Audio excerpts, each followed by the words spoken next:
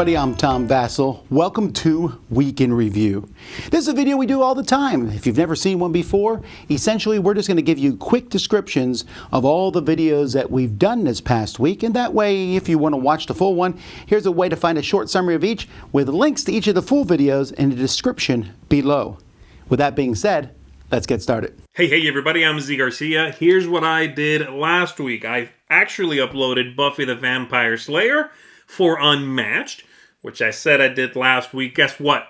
I did not upload it. It was ready to go and I didn't hit the button, but it went up this week. I rate this an 8 out of 10. It is a testament to how good Unmatched as a core system is. I think it takes a theme I care nothing about, really nothing about, and it still gives me an exciting game, a well put together game. Is it in the scope of things, everything Unmatched, one of the better products in there? No, I think it's one of the more introductory products, but maybe that's what you're looking for. If you love Buffy and you want to try this system out, check out Buffy the Vampire Slayer Unmatched set. Okay, I did a review of Lord of the Rings Anniversary Edition.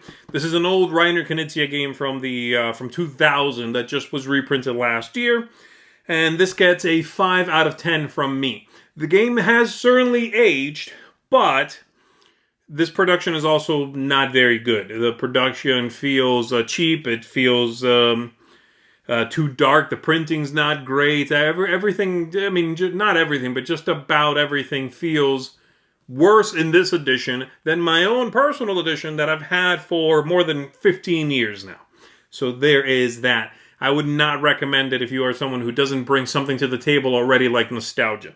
Next up, I reviewed Mysterium Park, which I rate a 7 out of 10, which is my same rating for Mysterium, because this one is faster, it's got some cleaner mechanisms, it's going to take way less room on the table, but it also loses some things. The theme's a little bit less concrete, less engaging. The setting is a little more uniform, which means the artwork across the cards is a little more uniform. You don't want that. In this game, you have one player who is a ghost, and the other players are psychics trying to figure out what clues are being given to them as the ghost hands them illustrations, very abstract illustrations. And it's interesting. It's a cool party game. But I think you might want to decide if you want Mysterium or Mysterium Park. The only reason I can see you wanting both is you already have one or the other, and you want more artwork. You want to be able to mix them together, okay? Lastly, I reviewed Last Aurora, which I rate an 8.5 out of 10. That's a seal of excellence. And this one is a post-apocalyptic game in which you are racing across this frozen landscape trying to make it to this ship, the Aurora, that is leaving the coast. Along the way, you're going to be attacked by marauders. You are going to have to gather food and fuel, bring on new people to your convoy, try to survive, and get the most points. It's sort of a nice combination between solid, strong mechanisms, but then a really cool theme, some attacking these reavers and dealing with all these things. I like it a lot. I think it's an interesting game. It's got a lot going on in it that I don't see in a lot of post-apocalyptic games that make it feel better finalized, more concrete, more playable. So there you go. That's it for me. My name is Garcia. I'll see you on the next one. Yo, my peoples, what's up? Jason here, coming at you from my favorite duck pond, place of reflection that I go to here for the new year. I'm in West Hartford, Connecticut, my hometown. So I reviewed a couple of games, one before the Christmas New Year's break, which was Etherfields. Etherfields, I gave that one an 8 out of 10. Divisive game. I tried to structure my review in such a way to highlight the struggles that some people have, but also the blessings, the fun that I found in the game. Thank you very much to the Broken Meeple Luke Hector for working with me, giving me permission to use little bits of his video. That was cool. Thank you. So this week I reviewed 2 more games. I reviewed Royal Wedding.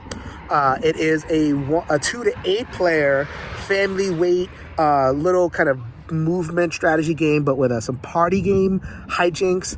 Give that one 6 out of 10. The party stuff got a little bit old for me very quickly, but you might find that it fits for your family. And the last game that I reviewed was with Liz, another Semper Ludimus review, role player.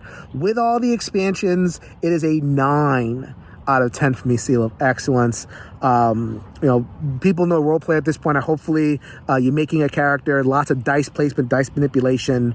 I just think all the expansions just put together make an awesome, awesome game. So this is Jason reminding you, enjoy your games and enjoy the day. Hey guys, Blake here. This week I took a look at I'm the Fourth Wall. It's an all versus one game for 1 to 7 players. Plays in about an hour, uses a variety of hand management, and for me it's a 7 out of 10. I really enjoy it. Okay, so for me, Claim Kingdoms is a new version of the Claim game. It's where you're placing tiles out and controlling those tiles. It's a good idea, and maybe I would like the base game more, but this game simply had too much checking the terrain, too much checking the characters, too much chaos going on for me to really enjoy it. Tungaru is a solid game with a lot going on, maybe again too much going on for what the level of the game is. There's some cool ideas of passing the role cards you play to each other, but at the end I felt like it was okay. Catacombs of Cara, this is a dungeon crawl game that for kids, a really, really simple game, but for kids would work well. Ravels, a very nice gateway style game, especially for people of the knitting community. This is a cool new theme, basically just collecting resources, turning them in to get things. MonsDRAWsity, a party game where you describe a monster to people, they draw it, and try to get as close to the actual thing as possible. Sherlock 13. This is a really mini deduction game. It's a light deduction game, but I enjoyed it because it's fast. It's a fast, simple micro deduction game. Blue Skies. I wish it looked better. If it looked better, I'd probably have a higher score. But as it is, it's a push your luck style game of controlling airplane gates across America. It sounds odd. You'd have to watch a review to see how it works.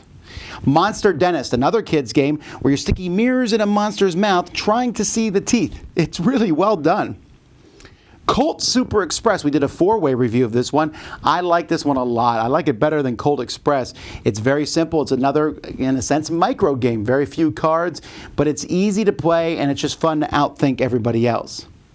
Speaking of outthinking, Spies and Lies. Really enjoyed this one, folks. Just a 2-player game. It's in a Stratego universe, and it's just fantastic. Every time I play this, I get excited trying to outguess the other person.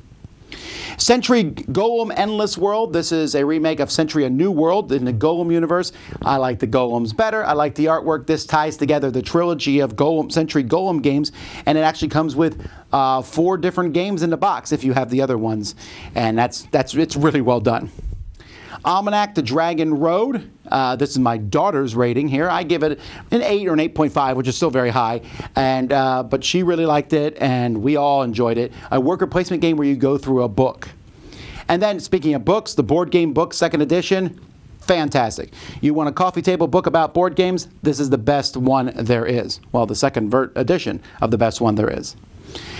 We did live board game breakfast this week. I wasn't involved in the Thursday one since my daughter was getting married. But there was a live board game breakfast on Monday too. And we've been reposting some of the playthroughs from our Winter Spectacular. I did my top 10 solo game experiences of 2020. We did another episode of Shoots and Marbles. If you've never watched that, it's great, silly fun. Come and join us for that. Boring unboxing, look back, all kinds of videos that you can see. Don't forget, our Kickstarter is launching this week on Tuesday. That's tomorrow if you're watching this on Monday. So if you want to support the Dice Tower for 2021, that's a good way to do so. But either way, thanks so much for watching Look Back. Until next time, I'm Tom Vasel, and you've been watching the Dice Tower.